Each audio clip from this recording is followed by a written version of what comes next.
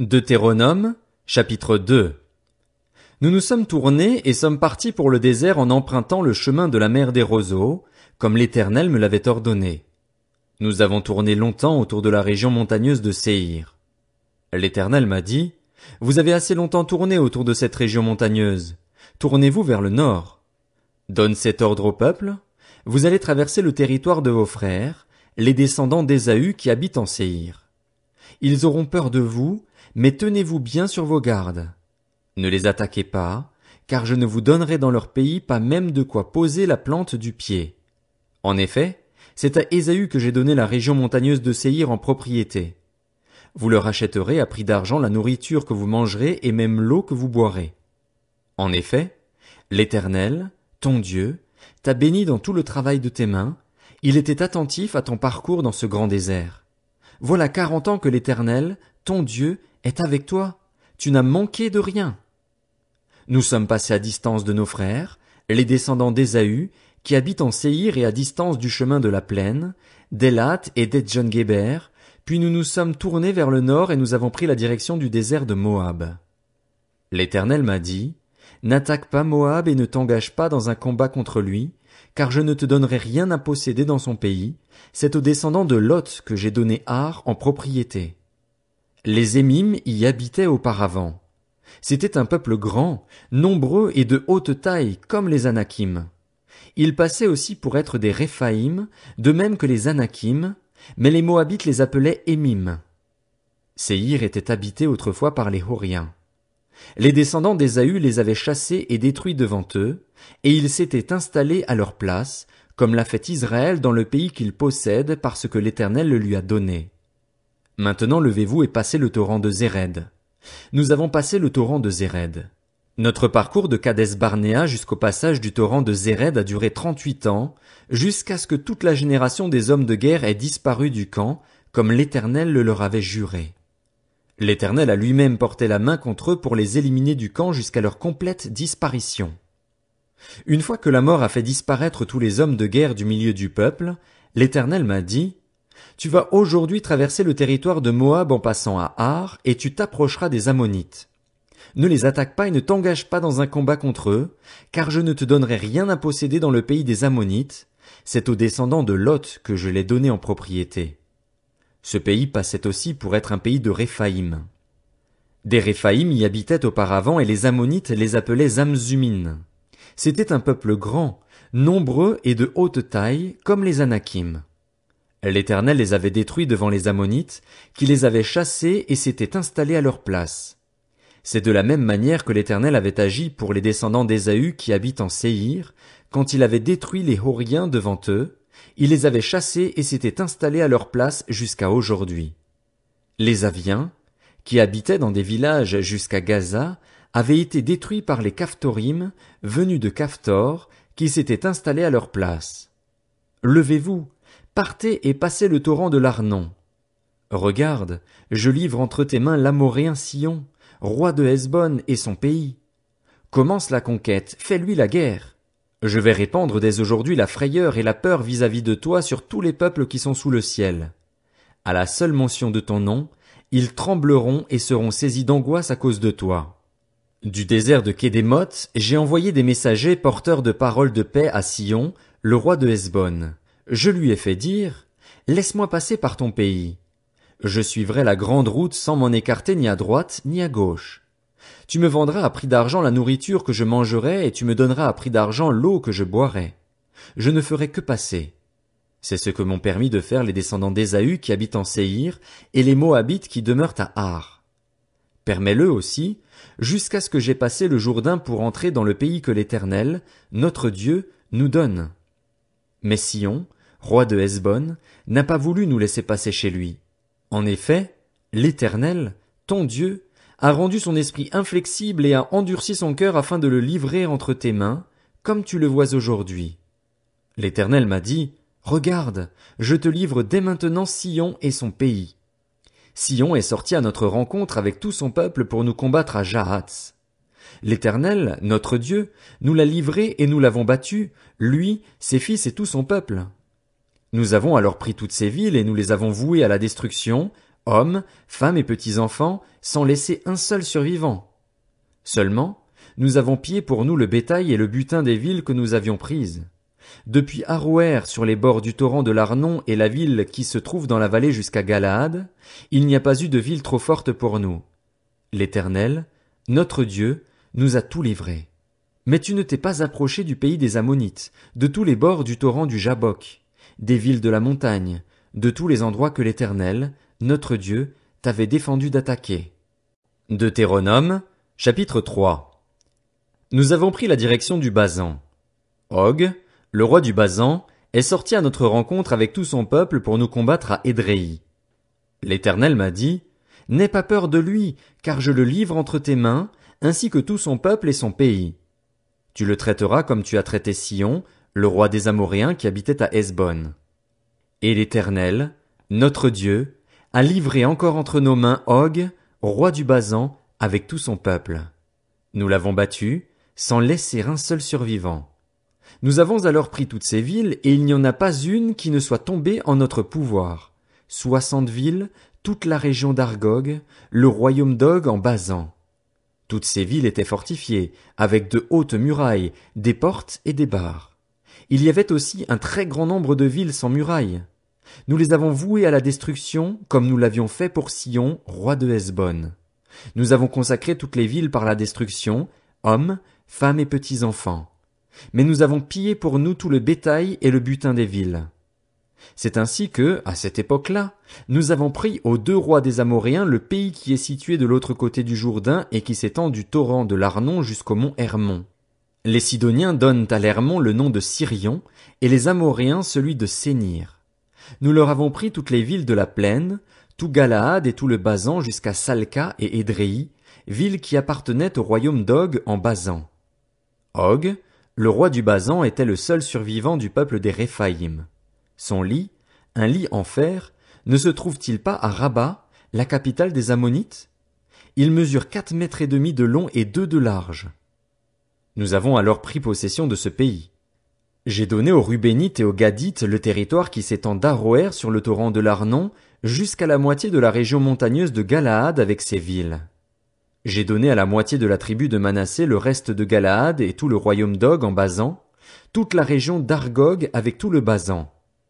C'est ce qu'on appelait le pays des Réphaïm. Jaïr, le descendant de Manassé, a pris toute la région d'Argog jusqu'à la frontière des Guershuriens et des Maacassiens, et il a donné son nom au village du Basan appelé aujourd'hui encore bourg de Jaïr. J'ai donné Galaad à Makir. Aux Rubénites et aux Gadites, j'ai donné une partie de Galaad jusqu'au torrent de l'Arnon, dont le milieu sert de frontière, et jusqu'au torrent du Jabbok, qui marque la frontière avec les Ammonites. Je leur ai donné encore la plaine qui est limitée par le Jourdain et s'étend de Génézareth jusqu'à la mer de la plaine, la mer morte, et jusqu'au pied du Pisga vers l'est. À cette époque-là, je leur ai donné cet ordre.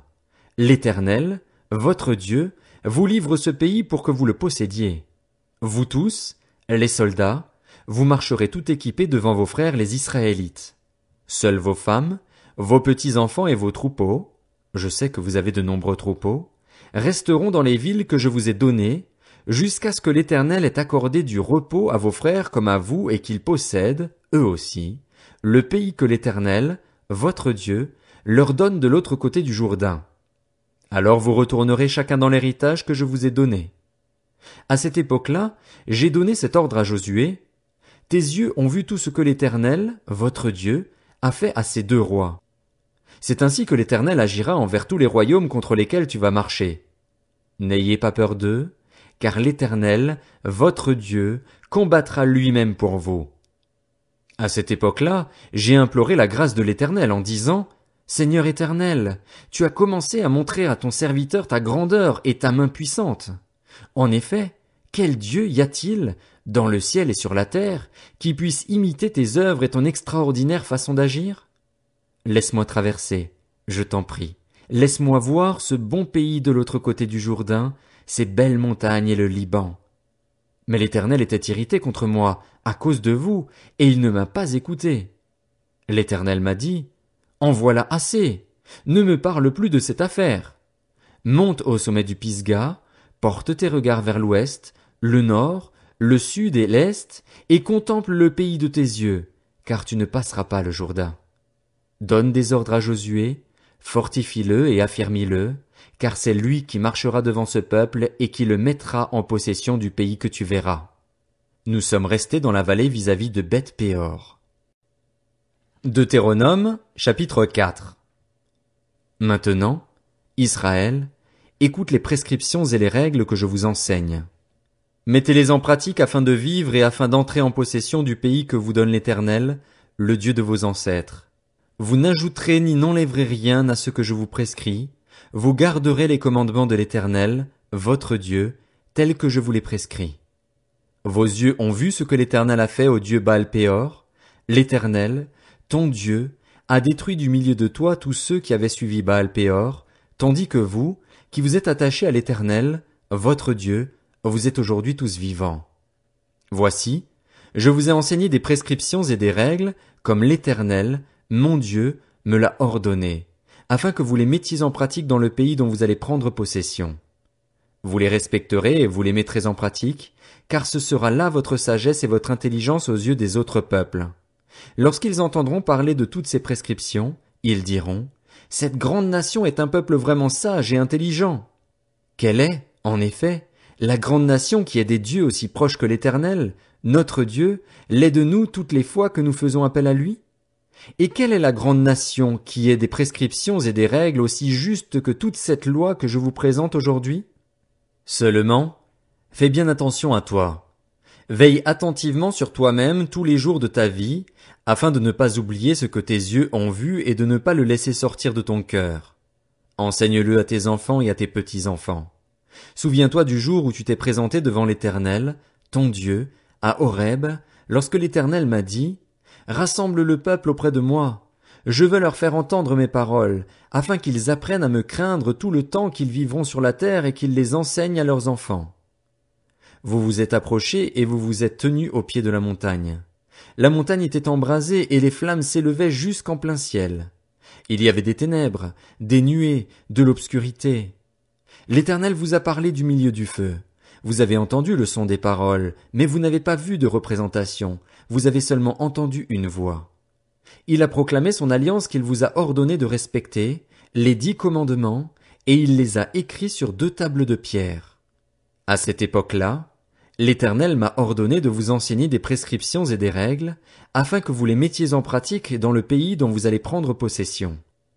Puisque vous n'avez vu aucune représentation le jour où l'Éternel vous a parlé du milieu du feu, à Horeb, veillez attentivement sur vous-même. Ne vous corrompez pas et ne vous faites pas de sculptures sacrées, de représentation d'une idole quelconque, que ce soit sous la forme d'un homme ou d'une femme, d'un animal qui vit sur la terre, d'un oiseau qui vole dans le ciel, d'une bête qui rampe sur le sol ou d'un poisson qui vit dans l'eau sous la terre. Veille sur toi-même. Sinon, en levant les yeux vers le ciel et en voyant le soleil, la lune et les étoiles, tous les corps célestes, tu te laisserais entraîner à te prosterner devant eux et à leur rendre un culte. Cela, c'est la part que l'Éternel, ton Dieu, a attribuée à tous les peuples qui vivent sous le ciel. Mais vous, l'Éternel vous a pris et vous a fait sortir de la fournaise de fer de l'Égypte, afin que vous soyez un peuple qui lui appartienne en propre, comme c'est le cas aujourd'hui. L'Éternel s'est irrité contre moi à cause de vous. Il a juré que je ne passerai pas le Jourdain et que je n'entrerai pas dans le bon pays que l'Éternel, ton Dieu, te donne en héritage. Je mourrai donc dans ce pays-ci, je ne passerai pas le Jourdain, tandis que vous, vous le passerez et vous posséderez ce bon pays. Veillez bien à ne pas oublier l'alliance que l'Éternel, votre Dieu, a conclue avec vous et à ne pas vous faire de sculptures sacrées, de représentations quelconques que l'Éternel, ton Dieu, t'ait défendu. En effet, l'Éternel, ton Dieu, est un feu dévorant, un Dieu jaloux. Lorsque tu auras des enfants et des petits-enfants et que vous vivrez depuis longtemps dans ce pays, si vous vous corrompez, si vous faites des sculptures sacrées, des représentations de quoi que ce soit, si vous faites ce qui est mal aux yeux de l'Éternel, votre Dieu, pour l'hériter, j'en prends aujourd'hui à témoin contre vous le ciel et la terre, vous disparaîtrez bien vite du pays dont vous allez prendre possession de l'autre côté du Jourdain. Vous n'y vivrez pas longtemps, car vous serez détruits. L'Éternel vous dispersera parmi les peuples et vous ne resterez qu'en petit nombre au milieu des nations où il vous conduira. Vous y servirez des dieux fabriqués par la main de l'homme, du bois et de la pierre, qui ne peuvent ni voir ni entendre, ni manger ni sentir. De là, tu chercheras l'Éternel, ton Dieu, et tu le trouveras si tu le cherches de tout ton cœur et de toute ton âme. Dans ta détresse, quand tout cela t'arrivera, dans l'avenir, tu retourneras à l'Éternel, ton Dieu, et tu écouteras sa voix. Oui, l'Éternel, ton Dieu, est un Dieu de compassion. Il ne t'abandonnera pas et ne t'anéantira pas. Il n'oubliera pas l'alliance de tes ancêtres, celle qu'il a conclue avec eux en prêtant serment. Interroge le passé, les jours qui t'ont précédé depuis celui où Dieu a créé l'homme sur la terre, et informe-toi d'une extrémité du ciel à l'autre. Y a-t-il déjà eu si grand événement et a-t-on déjà entendu chose pareille? Y a-t-il déjà eu un peuple qui entend Dieu parler du milieu du feu, comme tu l'as entendu, et qui soit resté en vie? Y a-t-il déjà eu un Dieu qui cherche à venir se prendre une nation du milieu d'une autre nation, par des épreuves, des signes, des miracles et des combats, avec puissance et force et avec des actes terrifiants? C'est pourtant exactement ainsi que l'Éternel, votre Dieu, a agi pour vous en Égypte et sous vos yeux. Et toi, tu as eu la possibilité de voir cela afin que tu reconnaisses que c'est l'Éternel qui est Dieu et qu'il n'y en a pas d'autre que lui. Du ciel il t'a fait entendre sa voix pour t'instruire et sur la terre il t'a fait voir son grand feu. Et tu as entendu ses paroles du milieu du feu. Il a aimé tes ancêtres et il a choisi leur descendance après eux. Il t'a fait lui-même sortir d'Égypte par sa grande puissance. Il a chassé devant toi des nations supérieures en nombre et en force pour te faire entrer dans leur pays, pour te le donner en possession, comme tu le vois aujourd'hui. Sache donc aujourd'hui et retiens dans ton cœur que c'est l'Éternel qui est Dieu, en haut dans le ciel et en bas sur la terre, et qu'il n'y en a pas d'autre. Respecte ces prescriptions et ces commandements que je te donne aujourd'hui, afin d'être heureux, toi et tes enfants après toi, et de vivre longtemps sur le territoire que l'Éternel, ton Dieu, te donne en propriété perpétuelle. Moïse choisit alors 3 villes de l'autre côté du Jourdain, à l'est, afin qu'elles servent de refuge à l'auteur d'un homicide, à celui qui aurait involontairement tué son prochain sans avoir été auparavant son ennemi, afin qu'il puisse sauver sa vie en s'enfuyant dans l'une de ces villes. C'était Bethser dans le désert, dans la plaine, chez les Rubénites, Ramoth en Galaad chez les Gadites, et Golan en Basan chez les Manassites. Voici la loi que Moïse exposa aux Israélites. Voici les instructions, les prescriptions et les règles que Moïse donna aux Israélites après leur sortie d'Égypte. C'était de l'autre côté du Jourdain, dans la vallée qui se trouve vis-à-vis de Beth-péor, dans le pays de Sion, le roi des Amoréens qui habitait à Hesbon et qui fut battu par Moïse et les Israélites après leur sortie d'Égypte. Ils s'emparèrent de son pays et de celui d'Og, le roi du Basan. Ces 2 rois des Amoréens habitaient de l'autre côté du Jourdain, à l'est. Leur territoire s'étendait depuis Aroër sur les bords du torrent de l'Arnon jusqu'au mont Sirion, c'est-à-dire l'Hermon, et il embrassait toute la plaine de l'autre côté du Jourdain, à l'est, jusqu'à la mer de la plaine au pied du Pisga.